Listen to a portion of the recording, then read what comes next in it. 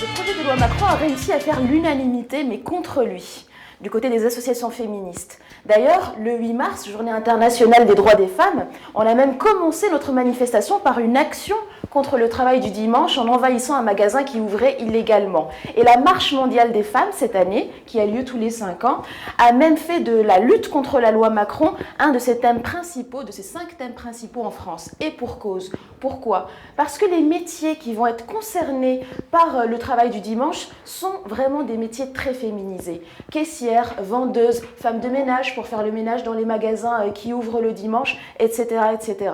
73% des vendeurs sont en fait des vendeuses et 78% des caissiers sont en fait des caissières. Ce sont aussi des femmes qui sont parfois des mères célibataires, donc ils vont devoir trouver un moyen de garde le dimanche pour leurs enfants. Qu'est-ce qu'elles vont faire? Ou bien elles vont galérer à essayer de trouver une place en crèche, sauf que politique d'austérité oblige, il n'y a que 10% des enfants qui trouvent une place en crèche en France, ou bien elles vont leur filer en général à d'autres femmes, ça va être la grand-mère, ça va être la tante, la voisine, la copine, etc.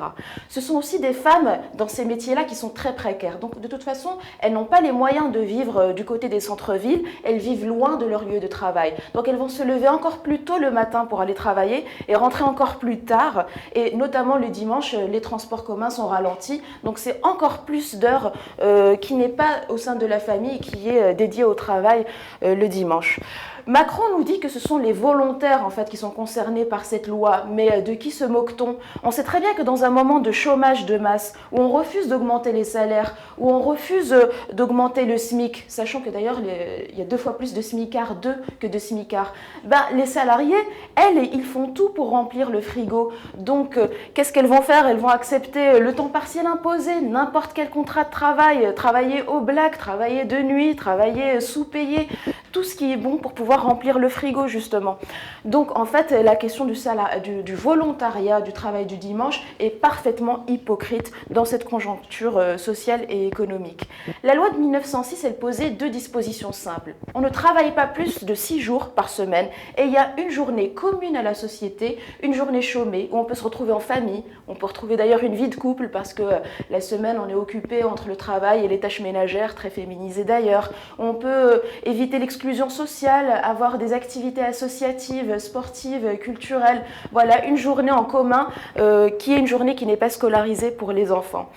La droite était déjà passée de 3 à 5 dimanches travaillés. Est-ce que ça avait vraiment fait reculer le chômage? Et là, on va passer encore à 12 dimanches, à 3 mois de travail le dimanche. Ce sont des politiques et une ligne politique complètement inefficace.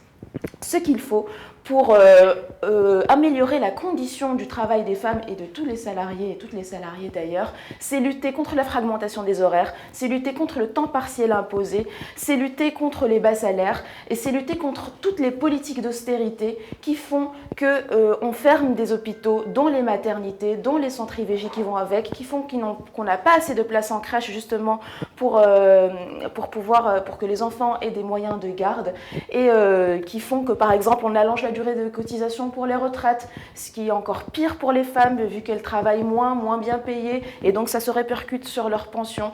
Donc ce qu'il faut, c'est protéger les travailleuses et les travailleurs avec un vrai droit du travail inattaquable.